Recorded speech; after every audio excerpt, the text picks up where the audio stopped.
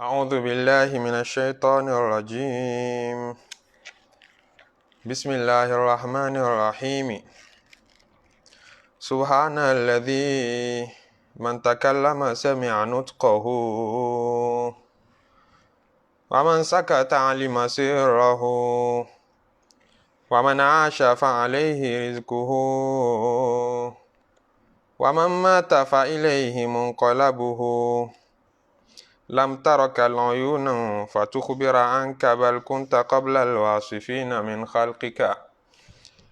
لم تخلق الخلق لوحشة ولا استعملتهم لمنفعة ولا يسبقك من طلبت ولا يفلتك من أخذت ولا ينقص سلطانك من عصاك ولا يزيد في ملكك من أطاعك ولا يرد أمرك من سخط قضاءك ولا يستغني عنك من تولى عن أمرك سبحان الله سبحان الذي كل سر عنده العلانية وكل غيب عنده شهادة سبحانك ما أعظم شأنك سبحان الله والحمد لله ولا إله إلا الله الله أكبر ولا حول ولا قوة إلا بالله العلي العظيم عدد خلقه ورضا نفسه وزنة عرشه ومداد كلماته اللهم صل وسلم على سيدنا محمد الشفيع المشفع خير خلق الله وعلى الأنبياء والمرسلين وآلهم وصحبهم آل الله. Adá ọpẹ́ fún Ọlọ́run, a kí ọba tó tóbi jùlọ, ó ju gbogbo ọba lọ, ó ju gbogbo apàṣẹ lọ, ọba tí ohùn wa ká máa fi gbogbo ayé wa kí, ọba tó hùn wá ká máa fi gbogbo ayé wa yìn, ká máa fi dúpẹ́ fún. A kí a dúpẹ́ fún lórí oore Islam, a dúpẹ́ oore àlàáfíà, a dúpẹ́ oore ẹ̀mí, a dúpẹ́ oore ìmọ̀nà, a dúpẹ́ jíjẹ, a dúpẹ́ mímu. Ọpẹ́ ò lè tán lọ́dọ̀ Ọlọ́run. A tọrọ kí Ọlọ́run àti gé Ọlọ́run fọlọ́lùfẹ́ Ọlọ́run Ànábì Muhammadu. A tọrọ kíkí Ọlọ́run àti gé Ọlọ́run kó bá àwọn sàhábà ànábì, kó bá gbogbo àwọn ànábì Ọlọ́run, kó bá àwọn àfáà wa, kó dórí àwọn òbí wa, kó dórí gbogbo olólùfẹ́ wa tán fẹ́ràn wa nítorí Ọlọ́run,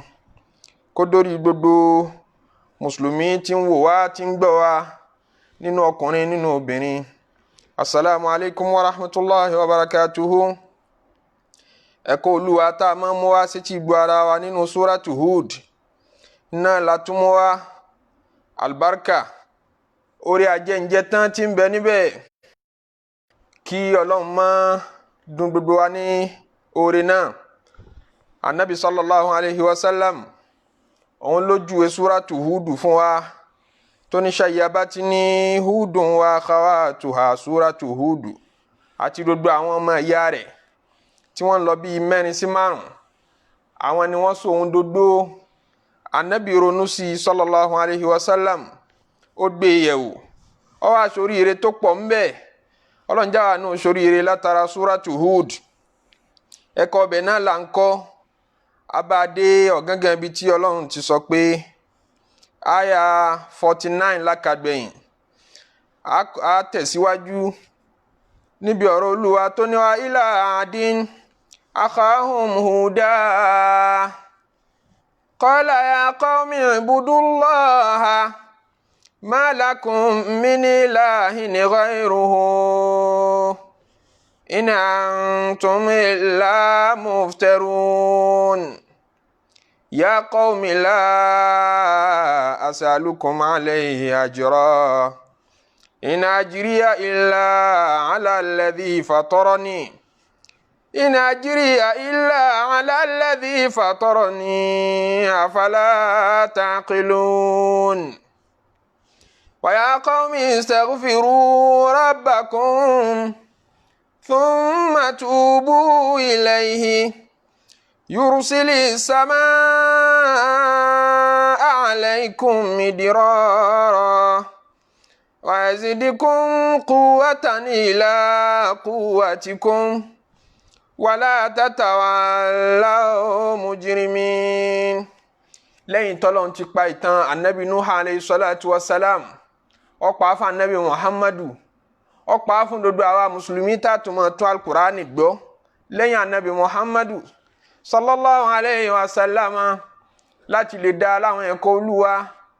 ẹ̀kọ́ àwọn anabi Ọlọ́run tó ti ṣáájú, bó wọ́n ṣe ṣayé tí wọ́n fi ṣàṣeyọrí, bó lọ́lọ́run ṣe kó anabi Nuhu là nínú ṣòro. Ọlọ́run má ṣe kó àwa náà yọ nínú ṣòro tiwa náà. Ọba tó kó Nuhu là, tó tún kó Hudu tá a fẹ́ sọ̀rọ̀ rẹ̀ lénìí, tá a fẹ́ bẹ̀rẹ̀ ọ̀rọ̀ rẹ̀ yìí, tó tún kó òun náà là nínú ṣòro. Anabi Solihu tá a tún padà sọ̀rọ̀ rẹ̀ lẹ́yìn Hudu, tó tún kó òun náà là nínú ṣòro. Ó kó Lutu là nínú ṣòro, ó kó Musa là nínú ṣòro. Gbogbo àwọn anabi tọ́lọ́run yọ nínú ewu, ó dákọ wọn, wọ́n pọ̀ nínú súrà yìí. Súrà náà tóbi púpọ̀. Súrà ṣẹ́gun ni Ọlọ́run bá wa ṣẹ́ gbogbo ogun wa. Anabi Hudu alayhi salatu wa salamu lọ́lọ́run wá mú ìtàn rẹ̀ wá lẹ́yìn ìtàn anabi Nuhu. Ó ní wa ila adin akhahum Huda, agbédìde sáwọn ìjọ Adu, ìjọ tán pè ní ìjọ Ad. Agbédìde sí wọn akhahum, ọmọ ẹ̀yà wọn, Huda tí ń jẹ́ Hud. Ó kọ anabi náà ní Hud. Àwọn kan tún ló kọ míì, wọ́n tún ní ó kọ míì tí ń jẹ́ tó yàtọ̀ sí Hud. Wọ́n pè ní Abir, kí ó kọ rẹ̀ ń jẹ́ Abir. Torí òun là anabi tán ló kọ́kọ́, òun ní ìpìlẹ̀ Lárúbáwá. Pé tá a bá ń wá ìpìlẹ̀ fún ìran Lárúbáwá, ń pé àwọn wo ló pìlẹ̀ èdè Lárúbáwá ìtàn bàbá wọn. Wọ́n ní ẹgbẹ́ látòrí anabi Hud alayhi salatu wa salam. Nítorí wípé anabi Nuhu alayhi salatu wa salam, lẹ́yìn tí Ọlọ́run ti pa gbogbo àwọn ìjọ rẹ̀ rẹ́, tó wá kù kí ilé ayé tuntun mi ó bẹ̀rẹ̀ lódindi. Anabi Nuh alayhi salatu wa salam àtàwọn ọmọ ẹ̀, àtàwọn tọ́lọ́run kó lá pẹ̀lú ẹ̀. Tẹ́ bá gbàgbé wípé a sọ fún wa wípé wọ́n láwọn àfọ onítàn kan sọ wípé àwọn tó jáde, àwọn tó jẹ́ ọmọ tí wọ́n jáde látara anabi Nuh alayhi salatu wa salam nìkan náà wọ́n reproduce, ni wọ́n ń ṣẹ̀, ni wọ́n rẹ̀. Gbogbo àwọn tí wọ́n gbọ́ lọ́n gbọ́ tán tẹ̀lé anabi Nuh bó ti yẹ pé wọn ò tó nǹkan, tó ń ta ètò nǹkan wọn yẹn náà, wọ́n lọ́lọ́wọ́n yọ̀ǹda ọmọ bíbí fún wọn. Nífi ń jẹ́ sí pé anabi Nuh alayhi salatu wa salam ló wà nípò anabi Adam tó reproduce tí ó bí gbogbo àwa tá ń bẹ lérí ilẹ̀ ayé lénìí, nínú funfun, nínú dúdú, nínú òyìnbó, Lárúbáwá, gbogbo wa pátápátá wọn lára ọmọdọ́mọ anabi Nuh alayhi salatu wa salam ni wá. Wọ́n mú àgbọ́yé náà látara ayal Qur'an tó ní wa ja'alna zuriyatahu humul baqin. A ti ṣàlàyé gbogbo ilé wọ̀nyẹn sí ẹ̀yìn fúnra wa. Ajásíkò anabi Hud àtijọ́ Adu, àrọ́mọdọ́mọ anabi Nuh alayhi salatu wa salam ni wọ́n. Àwọn kan ní wọ́n ń jẹ́ bí generation karùn-ún. Ẹni pé tá a bá ní generation ọmọ kìíní tá anabi Nuh bí látara Sam, ọmọ tóun náà bí tí ń jẹ́ ìpele kẹta, ọmọ tíyùn náà bí tí ń jẹ́ ìpele kẹrin, ìpele karùn-ún ni anabi Hud alayhi salatu wa salam wà. Kò jìnnà rárá sí àsìkò anabi Nuh. Àwọn kan ní ara ìpele kẹjọ ní bẹ̀tíṣẹ́rí gbogbo tàn yẹn wà speculative, kò sẹ́ni tó sojú. Anabi sallallahu alayhi wa sallam tọ́lọ́run wá ń fi ìmọ̀ kọ̀kọ̀, ìmọ̀ tí ò sojú kálukú hàn. Ọlọ́run ò ní kí Ọlọ́run sọ ìkalẹ̀ nínú al-Qur'an tó fi ránṣẹ́ sí anabi. Anabi náà sì dá wa lẹ́kọ̀ọ́ rẹ̀ nínú àwọn ẹ̀kọ́ tọ́lọ́run máa kọ́, yàtọ̀ sí tinú al-Qur'an, nínú hadithi rẹ̀ ní àbí sunna rẹ̀ káwárí orúkọ anabi Hud àti bàbá tó bí tó fi dórí anabi Nuh alayhi salatu wa salam kọ̀ wá. Àwọn tá sì nímọ̀ nípa Bíbélì àtàwọn tírà àwọn ọmọ Ísírẹ́lì ní ìtàn anabi Hud alayhi salatu wa salam kọ̀ wáyé nínú Bíbélì. Pé ìtàn anabi Hud inú al-Qur'an nìkan láti rí àárí nínú Bíbélì. Ìyẹn náà tún jẹ́ kan nínú àwọn àjáàzù Qur'an, pé tẹ́nì yìí kì í bá ṣànábì Ọlọ́run ni. Níbo ló ti rí gbogbo ìtàn tí ń pa yìí? Tí Muhammad bá ṣànábì Ọlọ́run tòótọ́ ni, níbo ló ti rí àwọn ìtàn tí ń pa yìí? Ọ̀rọ̀ àyẹ̀ bá ní bóyá ń hu gbọ́ lọ́dọ̀ àwọn Ísírẹ́lì ni, bóyá ń lọ dá akọ lọ́dọ̀ wọn ni. Ìtàn anabi Hud ò sí nínú Bíbélì, kò sí lọ́dọ̀ ọmọ Ísírẹ́lì. Níbo ló ti wá rí? Ìyẹn ìtàn tá a fẹ́ pa yìí. Tọ́lọ́run dẹ̀ pa ìtàn yìí káàkiri nínú al-Qur'an. Ó tún táìtù súrà tá ń tọ̀ láti jọ yìí, àbí kí n táìtù rẹ̀ Surat Hud Surah tọ́lọ́run fi pìtàn Hud bó ti ẹ̀ sọ pìtàn àwọn ànábì Ọlọ́run míì ń bẹ tí wọ́n ṣe ànábì Hud but ó táìtù ẹ̀ ní Surat Hud. ó tún sọ súra míì kalẹ̀ ó pè ní Suratul Ahqaf súra àwọn ìjọ Ahqaf ìjọ ànábì Hud náà wọ́n ń pè bẹ́ẹ̀. so tá nàbì sallallahu alaihi wasallam tí kò bá jẹ́ pé jíṣẹ́ Ọlọ́run tòótọ́ ni tí ì bá ṣe pé Ọlọ́run ní ń fọ̀rọ̀ ránṣẹ́ sí níbo ló ti ń rí gbogbo ìtàn tí ń pa yìí. ní ìtàn tẹ̀lé tírèsì ọdún táwọn ìtàn yẹn ti ṣẹlẹ̀ kò ṣeé kà ẹnìkan ọmọ yìí ẹ̀. so àwọn ìjọ ànábì Hud alayhi salatu wasalam wọ́n ní àrọ́mọdọ́mọ karùn-ún sànábì Nuhu ni wọ́n jẹ́. àwọn kan ní kẹjọ àwọn kan ní keje oríṣiríṣi ni àwọn ní ìtàn dákọ̀. wọ́n mú látara ọ̀rọ̀ tí Ọlọ́run bá sọ nù Suratul A'raf aya 69 wọ́n ní wadhkuru idh ja'alakum khulafa'a min ba'di qawmi Nuh. lẹ́yìn ìjọ ànábì Nuh ẹ̀yin ìjọ Hud ẹ rántí wọ́n lànábì wọ́n sọ bẹ́ẹ̀ fún ẹ̀yin ànábì Hud. àwọn ìjọ Ad ni ẹ wọn pé ànábì Hud ń sọ fún wọn pé ẹ rántí ń pé Ọlọ́run fi ń ṣe àrólé lẹ́yìn ìjọ ànábì Nuh lẹ́yìn tá ànábì Nuh àtàwọn ìjọ rẹ̀ lọ ẹ̀yin lọ́lọ́run ní ẹ ṣẹ́kù lárólé wa zadakum fil khalqi bastatan fadhkuru ala Allahi la'allakum tuflihun. ajásí pé láàrin ànábì Nuh alayhi salatu wasalam tó fi kan ànábì Hud alayhi salatu wasalam ànábì Ọlọ́run kankan ò dìde tó tayọ ànábì Hud. láàrin ànábì Hud sí ànábì Nuh ànábì Ọlọ́run kankan ò sí láàrin méjèèjì yẹn. in tó jámọ̀ bẹ́ẹ̀ ni pé Ọlọ́run pé ànábì Hud àtàwọn ìjọ rẹ̀ ní khulafa'a min ba'di qawmi Nuh. ẹ̀yin làrólé nígbà táwọn ìjọ Nuhu tá a ti pa wọ́n rẹ́ tí Nuhu náà wá ń bímọ tí ń rẹ̀ tí ń sẹ̀ ẹ̀yin làrólé tó kù lẹ́yìn wọn. àkọ́kọ́ ànábì tọ́lọ́run kọ́kọ́ gbé dìde lẹ́yìn Nuh òun náà lànábì Hud alayhi salatu wasalam. gbogbo ibi tọ́lọ́run bá ti ń pìtàn àwọn ànábì Ọlọ́run tẹ̀léra wọn tó dẹ̀ ń síkwẹ́ǹsì bí wọ́n ṣe tẹ̀léra wọn. lẹ́yìn tó bá ti pàtàn Nuh àtàn ìtàn Hud ni máa kàn alayhi salatu wasalam. òun ni wọ́n pè ní àgbà gbogbo lárúbáwá tó jó original pé àwọn tí wọ́n kọ́kọ́ sọ lárúbáwá nínú àwọn ànábì Nuh alayhi salatu wasalam pé ànábì Hud wọn àtàwọn ìjọ rẹ̀. nítorí pé ìran lárúbáwá bíi mẹ́ta ló wà al-Arabul Ariba àwọn ògidì lárúbáwá tí wọ́n jẹ́ original wọ́n ní ẹ wá wọn sí àwọn àrọ́mọdọ́mọ ànábì Hud nù. so lẹ́yìn wọn làwọn ìjọ ànábì Solih àwọn ìjọ Thamudu náà dìde lárúbáwá làwọn náà. àwọn tẹ́tù wá lárúbáwá sọ́dọ̀ wọn ni àwọn lárúbáwá sọ́dọ̀ wọn ni àwọn al-Arabul Musta'riba àwọn tí wọn kì í ṣe lárúbáwá originally àmọ́ wọ́n gbé ti lárúbáwá wọn fi di lárúbáwá. wọn ni anabi Ismail alayhi salatu wasalam àtàwọn ọmọ tó generate ní tó jáde látara anabi Ismail alayhi salatu wasalam generation tó jáde láre. torí pé àwọn kì í ṣe lárúbáwá originally àwọn ń gbé ní ilẹ̀ Mẹ́kà ńlá àwọn àrọ́mọdọ́mọ àwọn ìjọ Adwi ni wọ́n wá àwọn ìjọ Jurhum wọ́n wá sílẹ̀ Mẹ́kà wọ́n bá wọn anabi Ismail àti mọ̀mọ́ rẹ̀ gbé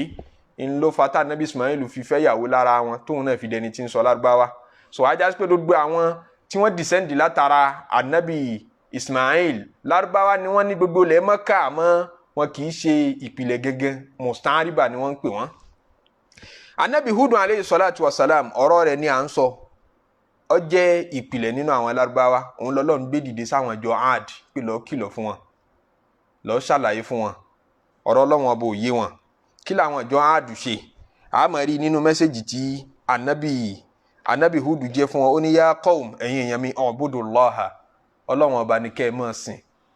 ma lakum min ilahin ghayruhu àbí ma lakum min ilahin ghayrihi méjèèjì náà lálékè kò sí ọba míì tó yẹ fún yín láti máa sìn tó tayọ ọba yìí in antum illa muftarun ṣẹ́rí gbogbo àwọn òòṣà tẹ́ ń sìn yìí irọ́ lẹ fi pa ẹ̀pùrọ́ mọ́lọ́run ni ẹ̀pùrọ́ báwọn òòṣà yìí náà ni wípé wọ́n ń gbọ́ bùkátà bí wọ́n ń gbọ́ tẹ̀ ń wí wọ́n sì ń rí yín wọn ò gbọ́ wọn ò lè rí ẹ̀pùrọ́ mọ́ wọn nígbà tẹ́ pé wọ́n lọ́lọ́run wọn kì í ṣọlọ́run ẹ̀pùrọ́ mọ́lọ́run ọba gangan fún rẹ̀ nígbà tẹ́ ló ti delegate agbára fáwọn òòṣà yìí kò delegate agbára fún wọn Ànábì Hud ń jíṣẹ́ Ọlọ́run ọba bẹ́ẹ̀ fún wọn. ìyẹn máa béèrè pé bó lẹ́bọ́ tún ṣe bẹ̀rẹ̀ ṣé bá Ànábì Nuh alayhi salatu wassalam àwọn ìjọ rẹ̀ ṣẹbọ Ọlọ́run ti pa wọ́n rẹ́ àwọn tọ́lọ́run sì kólà Ànábì Nuh àwọn ọmọ bíbí inú rẹ̀ tí wọ́n gbọ́ Ọlọ́run gbọ́ àti àwọn ìyàwó àwọn ọmọ rẹ̀ gẹ́gẹ́ bá a ṣe kà wọ́n àtàwọn tó gbọ́ Ọlọ́run gbọ́ àmọ́ amana ma'ahu illa qalil àwọn tó ṣálá pẹ̀lú Ànábì Nuh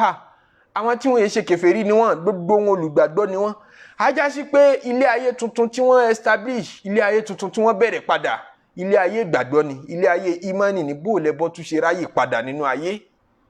bó lẹ́bọ tún ṣe bẹ̀rẹ̀ lẹ́ẹ̀kejì. Ayé gbogbo ìwé ìtàn wò tí a lè rí pé kí ló fa ẹbọ lẹ́ẹ̀kejì. Kò sí pàtó ẹnìkan tó mọ kí ló fẹ́ bọ tó tún bí ẹbọ sílé ayé nígbà náà tọ́lọ́run tún fi wá gbà nábì Hud dìde pé kó lọ jíṣẹ́ fáwọn ìjọ rẹ̀, ìjọ Áàdù, pé kán yé ṣẹbọ mọ́. Kí ló bí ẹbọ ọ̀gbà náà kò yéèyàn mọ́. Àmọ́ tó fúyàn lára ni pé ìdààmúdàbò bá àwọn ìjọ Áàdù nípa pé níbo lọ́lọ́run wà, nípa pé àárọ̀ lọ́wọ́n ọba sójú. Ní táwọn ń tàn kán kíyèsí nù pé nígbà àárọ̀ lọ́wọ́n ọba sójú, àṣù ọ̀ṣẹ́ ń gbọ́ dodo ń tà ń wí, àṣù ọ̀ṣẹ́ ń rí wa sójú. Àwọn bàbá wa kàn mọ́ sọ náà ni, kò yé wa, kò dá wa lójú. Ní Ṣẹ̀tánì wá ráyè lọ́dọ̀ wọn láti lè máa sọ fún wọn pé ṣé rí ń tẹ́ ẹ̀ bá ti rí sójú, ó ṣe bákan láti máa gbàgbọ́. Ẹ rí pé gbé kinní kan síwájú, kinní òní ọmọ represent àwọn nǹkan tẹ́ ẹ̀ rí, nǹkan tẹ́ ẹ̀ rí tó jẹ́ nǹkan tó lágbára tẹ́ ní darí ayé tẹ́ ń fura mọ̀ yẹn. Ẹ gbé nǹkan kan síwájú tí ọmọ dàbí òòṣà, òun ní ọmọ represent agbára kọ̀kọ̀ tẹ́ ẹ̀ rí sójú. Nítorí pé àwọn ìjọ Ad scientist ni wọ́n, àwọn afọpọlọ béèrè ni wọ́n pé kí ló dé tí nǹkan báyìí rí báyìí ń tà bá ti lè rí sójú ṣe ká gbà á gbọ́. Al-Qur'ani dẹ̀ júwe wọn gẹ́gẹ́ bí àwọn tọ́lọ́run fún ní agbára mímọ̀ àtagbára àròrí, agbára ká lè question nǹkan pé kí ló dé tó rí báyìí, kí ló dé tí ò rí báyìí. Sáyẹ́nsì tí yẹn máa fi manufacture, tí yẹn máa fi ṣe nǹkan lóríṣiríṣi àti discoveries Ọlọ́run fún wọn. Bó ṣe fáwa náà ní òde ìní tá à ń gbé oríṣiríṣi technologies jáde, tá a tún lọ nú space, tá a tún make discoveries, tá a tún àṣà ìmọ̀ ń pọ̀ sí lójoojúmọ́. Bẹ́ẹ̀ náà lọ́lọ́run ṣàwọn ìjọ Áàdù nígbà náà. Ìmọ̀ yẹn wá yọ wọ́n lẹ́nu, ọ̀dà wọn láàmú. Wọ́n ní ìmọ̀ yẹn gangan náà ló sún wọn dédìí ẹbọ. Wípé àárí kìíní ìsójú, àárọ̀ lọ́wọ́n ọba sójú, àgbọ̀hún ẹ̀. Bó láṣẹ wá kàn gbà á gbọ́ báyìí náà, ẹ jẹ́ àfi nǹkan kan mọ́ represent ẹ̀. Irú ẹ̀ náà ṣẹlẹ̀ sáwọn ìjọ ànábì Musa alayhi salatu wassalam. Nígbà tọ́lọ́run kó wọn là lọ́wọ́ Fìràhùn, ẹ pé ẹ kí mọ́ni wọn ó yẹ kó ga kó parí, kó má sẹ́ni tí ó nígbàgbọ́ tó wọn gbogbo àsìkò náà. Pé Ọlọ́run dánrú àrà tó báyìí wò. Ó yẹ kí ìfẹ́ Ọlọ́run ọba wọ̀ wọ́n lẹ́wù débi pé kán mọ́ tí wọ́n fi kú pẹ̀lú àrà tọ́lọ́run dá níjọ́ tó pa Fìràhùn rẹ̀ tó wá ní kódò là sí méjì. Ṣé pé yẹn kọjá sáyẹ́nsì, ó kọjá ọpọlọ mi nìyẹn pé kódò lanu sí méjì kí wọ́n wá rìn nínú odò. Àwọn ìjọ Fìràhùn náà sì fẹ́ kó síbẹ̀, ó gbé àwọn mì. Ọba tó kó wọn yọ ńjọ́ náà, ó yẹ kán bẹ̀rù ẹ̀, kán nífẹ̀ẹ́ kán bọ̀wọ̀ ẹ̀ débi pé tí wọ́n fi kú wọn tí ẹ̀ gbọ́dọ̀ ronú ẹbọ. Kété tí Ọlọ́run ní ká Nábì Musa alayhi salatu wassalam ó kó wọn kúrò lọ́wọ́ Fìràhùn náà tí Ọlọ́run là wọ́n, ni wọ́n bá rìn síwájú. Nígbà tí wọ́n bá ní àjò lọ, wọ́n rí àwọn kan yakfuna ala asnamin lahum, wọ́n rí táwọn ń ṣẹbọ. Wọ́n ní àwọn òòṣà kan tí wọ́n wá ń pétì, tí wọ́n ṣà ń ṣe gbogbo ọdún òòṣà tí wọ́n lọ́wọ́. Ni àwọn ìjọ ànábì Musa bá tún sọ fún ànábì Musa pé ya Musa ij'al lana ilahan kama lahum aliha. Ó sì báwa náà wọ́ Ọlọ́run ọba kan báwọn náà ṣe nírú Ọlọ́run ọba yìí. Ṣẹ́yìn náà ń gbọ́rọ̀, àwọn tọ́lọ́run ṣẹ̀ṣẹ̀ ṣàánú tán, àwọn tọ́lọ́run ṣẹ̀ṣẹ̀ kólà, Ọlọ́run ti fi sáìnì ẹ̀, àpẹẹrẹ ń pòun wà, àpẹẹrẹ ń pòun lágbára ju gbogbo ohunkóhun lọ. Kódà bẹ́ẹ̀ tí ẹ̀ róhun sójú, kódà bẹ́ẹ̀ tí ẹ lè gbọ́ ohùn òun sétí. Ó yẹ kẹ́ ẹ ti tara àṣẹlẹ̀ tó ṣẹlẹ̀ sí yín pẹ̀lú Fìràhùn yìí, ó yẹ kẹ́ ẹ ti tara ẹ̀ kẹ́kọ̀ọ́ ìmánì, ó yẹ kẹ́ ẹ ti tara ẹ̀ gbọ́ lọ́wọ́n ọba gbọ́ kọ́lọ́run ti dá yín lójú ju gbogbo nǹkan lọ. Ṣọ́lọ́run tún exist, kì í ṣerú yín ló yẹ kẹ́ ẹ máa béèrè yẹn mọ́. Wọ́n wá ara wọn olóòṣà tí wọ́n ń dòrì kó òòṣà, tí wọ́n ń jólẹ́gbẹ̀ẹ́ òòṣà, wọ́n wá pé ij'al lana ilahan. Musa báwa náà sí òòṣà kan bí Ọlọ́run kama lahum aliha, irú ìtàwọn eléyìí náà ní. Musa ní innakum qawmun tajhalun, kò yé yín ni, ọ̀rọ̀ òye yín ni, ẹ̀yin ṣe yá láì mọ̀kan báyìí. So ọmọ ènìyàn máa ń tẹ́ǹdì láti mọ́ gba nǹkan tí ó bá ti rí sójú, láti mọ́ gbà gbọ́. Yọ́ sá mọ̀ wá kóhun orí kìíní kan sójú, so tí ìmánì bá ti wà lórí ilẹ̀ nígbà díẹ̀, kò ní pẹ́ kò ní jìnnà, tọ́mọ ènìyàn ó tún fi máa ronú pé ẹja mọ̀ sin kìíní kan tá a mọ̀ rí sójú. Philosophy kan náà ni ó wà bíi pé Ọlọ́run ọba tí ń bẹ ń kọ̀rọ̀, òun ló gbágbára lé òòṣà yìí lọ́wọ́. Ẹ̀yin ẹ̀rí ni tá a bá ti kúnlẹ̀ fún òòṣà yìí nísìnyí, àbí tá a bá forí balẹ̀ fún, ẹ rí i pé a máa bímọ, ẹ rí i pé òjò ń rọ̀, ẹ rí i pé tá à ń fẹ́ ń ṣe, ni wọ́n bá sọ di pé ẹja fẹ́ kan mọ́ sìn, ẹja fẹ́ kan mọ́ fún un ní dodo tí ń fẹ́. Ṣètánì náà bàbá wọn lọ sí kíní kan lè mọ́ dún látàrí òòṣà tí wọ́n mọ́ gbọ́hùn ẹ̀. wọ́n ní a sọ fún yín pọ́ lágbára a sọ fún yín pọ́ lọ́hùn ti gbé nǹkan síbẹ̀ ẹni bá sì bú òòṣà àwọn àlìjẹnú lè máa fi aburú kankan ni wọ́n bá máa níṣẹ́ ti rí nǹkan ó ti bú Ọlọ́run ọba wa ló jẹ́ kí nǹkan máa ṣe o tòótọ́ ibi tí wọ́n ti máa formulate concept ẹbọ nìyẹn àwọn ìjọ anabi Hud alayhi salatu wasalam àkíyèsí fi hàn wá pé ó dà pé ntóbi ẹbọ nígbà tí àwọn ló gbà ntóbi ẹbọ lásìkò wọn nù bó wà láwọn ìjọ anabi Hud gẹ́gẹ́ rí bó ni Qur'an ṣe describe wọn ìyẹn àwọn ìjọ Ad tán pè ní ìjọ Adul Ula làwọn kan máa ń pè wọ́n Al-Qur'an jóye wa nínú ǹjẹ́ Suratul Araf àwọn kan suggest pé abá ti ń ṣe lecture a kì í dákọ súrà àbí nígbà míì abádákọ súrà ní dákọ àyà mo ṣẹ̀ṣẹ̀ kí n tó bẹ̀rẹ̀ lecture sì mo rí email kan tẹ́nìkan ẹrú Ọlọ́run dáadáa kan wọ́n ṣáà pè wá sáwọn àkíyèsí pé ká dákun ká má dákọ súrà àti àyà èyí tọ́fà tí kì í fi mọ́ra bẹ́ẹ̀ ni pé kò jẹ́ sísítẹ́ẹ̀mù kan tí gbogbo àwọn aláàfáà lágbàáyé káàkiri kì í sílẹ̀ Yorùbá nìkan tá a use mọ́ nítorí pé Qur'an kò jù báyìí náà lọ and nínú àṣẹ tọ́lọ́run pa wá ní pé ká máa fi gbogbo ìgbà ká máa fi gbogbo ìgbà tọ́ ìfi gbogbo ìgbà ká ìfi gbogbo ìgbà tọ́ yẹn ìmọ̀ bí confidence pé àyà báyìí Ọlọ́run sọ báyìí so kò ní di ibi báyìí nítorí pé gbogbo ẹni tá à ń bá sọ àti expect pé òun náà familiar mal Qur'an débi pé òun náà mọ̀ ṣe pé Suratul Fatiha nísìn gbogbo yín lẹ mọ̀ kò sẹ́ni tí ó mọ̀ Suratul Fatiha kódà kírísítẹ́nì jẹ́ ìṣe mùsùlùmí òun náà ń bá wa ka Fatiha èyí ní ka iyyaka na'budu kí ní Ọlọ́run sọ̀rọ̀ kan ní Al-Qur'an ó ní iyyaka na'budu wa iyyaka nasta'in ó sọ bẹ́ẹ̀ nínú Quran chapter 1 àbí kí wọ́n mọ̀ pé Suratul Fatiha ṣé Quran 1 kọ́ ni Quran 1 verse kìíní kan ìyẹn ò tún ní di reference mọ́ torí gbogbo èèyàn tó ti gbọ́ náà ti mọ̀ yìí pé àyà yẹn wà ní Quran bẹ́ẹ̀ bí kálukú ṣe familiar pẹ̀lú Suratul Fatiha yẹn iná làwọn ẹ̀dọ́ Ọlọ́run kan familiar pẹ̀lú odindi Quran láti bẹ̀rẹ̀ dé parí tẹ́síkẹ́tẹ́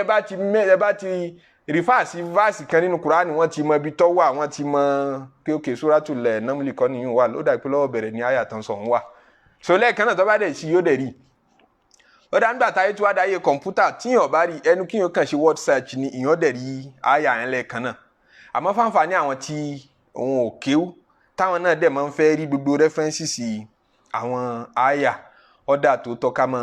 ká máa sọ nọ́mbà àyà tá a bá ń rí fáàsì pé súrà báyìí ní nọ́mbà àyà báyìí ẹnu yìí kan tẹ́mi ò lè ṣe òun ni pé kí n máa pe súrà Al-Qur'an ní chapter kìíní kan Quran kìíní kan ìyìn rò pé system yẹn ọyẹ káwa kì í ṣe ń pè ní haramu àmọ́ rí ní nǹkan nítorí pé nínú ẹ̀ ní súrà gangan ọ̀dọ̀ Ànábì sallallahu alaihi wasallam ló ti wá kódà ọ̀dọ̀ Ọlọ́run ọba ló ti wá nítorí Ọlọ́run ọba ní suratun anzalnaha wa faradnaha Ọlọ́run ló sọ ní súrà yìí dẹ̀ ṣe chapter nínú tá a bá ń translate nǹkan o pé èdè Lárúbáwá èdè òyìnbó ṣé túmọ̀ ń tán pé ń súrà ní chapter rárá kò jọra wọn ń tán pé ń súrà ní èdè Lárúbáwá fence Ọlọ́run kan ní alam tara anna Allaha a'taka suratan tara kulla malikin dunaha yatadhabdhabu tamba fẹ́ǹsì yẹn náà ń pè ní súrà so Ọlọ́run lóhùn kó tú sí wọ́ọ̀dì súrà fáwọn àwọn chapters Al-Qur'an pé súrà so tábà ti pè é bẹ́ẹ̀ ẹ jẹ́ kẹ́ni tí èṣẹ́ lẹ́sìn wa náà bá wa gbọ́ yé ń pè ń ta mí ní ká fọ́ọ̀sì understanding yẹn sínú agbárí ẹ̀ èmi bákan la ṣe fọ́ọ̀sì eid sí agbárí gbogbo ẹni tí èṣẹ́ mùsùlùmí tó fi máa ń pè ìdí wọ́n ń sọdún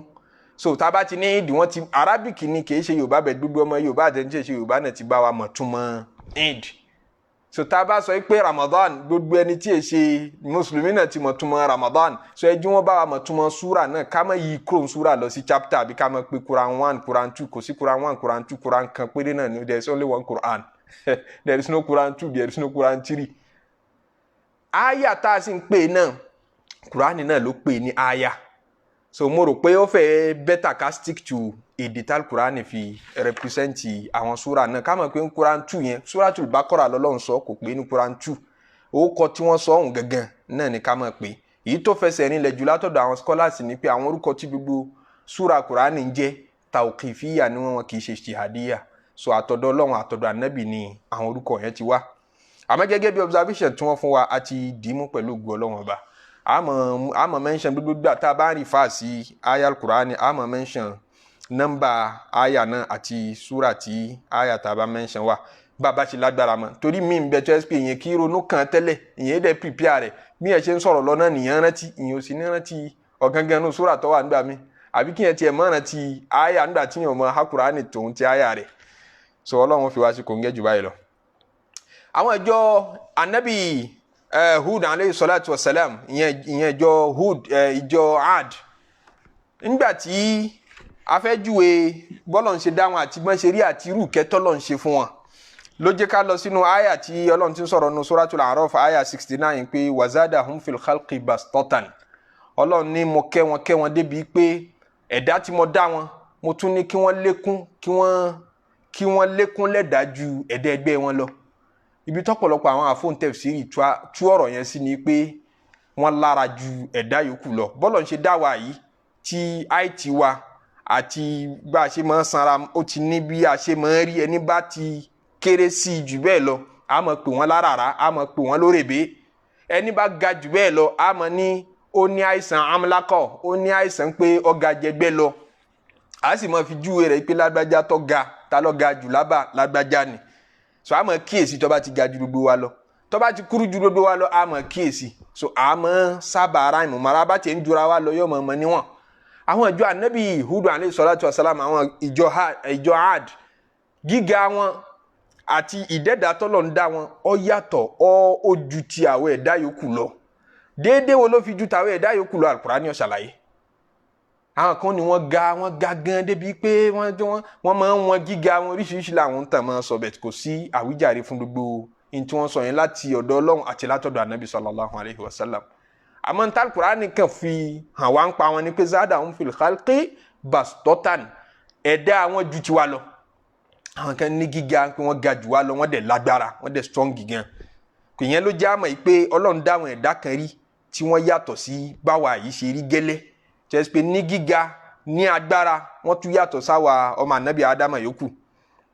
Ọlọ́run tún júwe wọn fádà nínú Suratu Ash-Shu'ara láti bí àyà 128 lọ síwájú pé atabnuna bi kulli ri'in ayatan ta'bathun nígbà tí ànábì Ọlọ́run ọba ànábì Hud tí ń júwe Ọlọ́run ọba fún wọn tí dẹ̀ ń kìlọ̀ fún wọn ó ní atabnuna bi kulli ri'in ayatan ta'bathun agbára tọ́lọ̀ ń fún yìí ẹ wàá mọ nǹkan tó kù tẹ́ fagbára ṣe ń tó kù ní pé kẹ̀kàn máa kọ́lé alára lọ gbáà tabnuna bi kulli ri'in ẹ máa kọ́lé sórí òkè orí òkè ni wọ́n máa kọ́lé sí orí àpáta wọ́n wá lọ kọ́ ilé síbẹ̀ lọ gbáà ilé tí wọn kò sẹ́ni tó fẹ́ gbé bẹ́ẹ̀ ṣe mọ̀ kí manufacturing dáyàn lójú débi pé kí wọ́n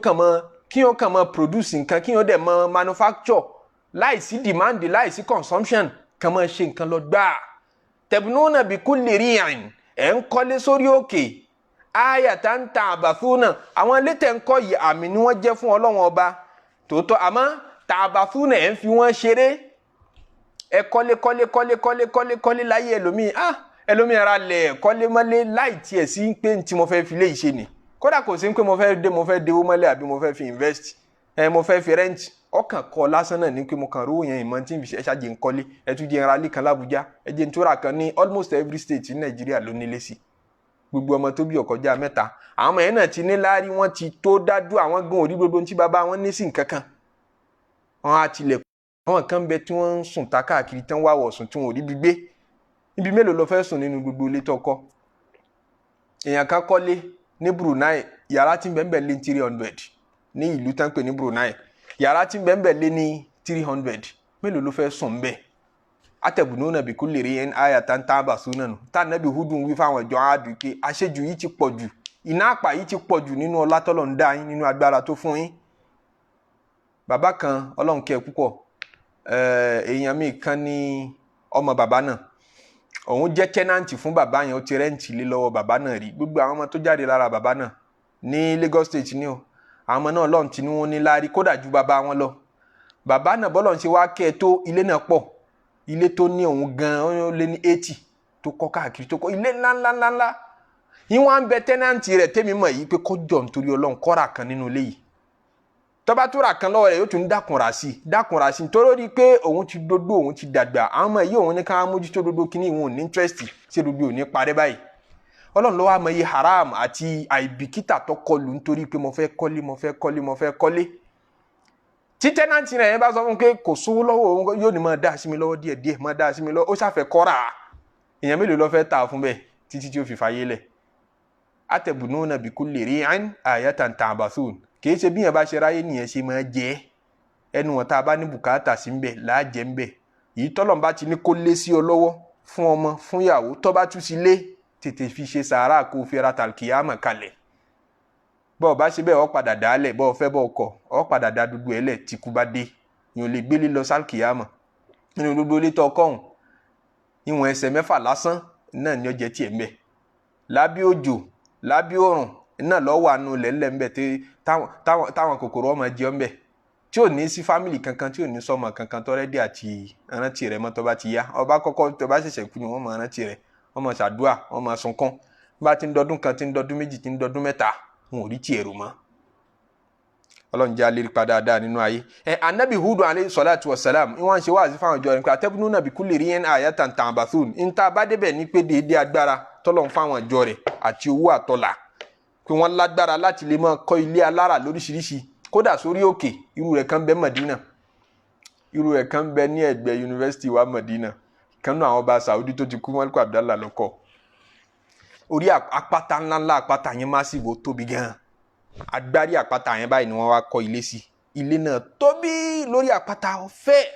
tọ́ra àpáta yẹn fúnra ẹ̀ náà tóbi wọ́n á fi gbogbo orí àpáta yẹn kọ́ ilé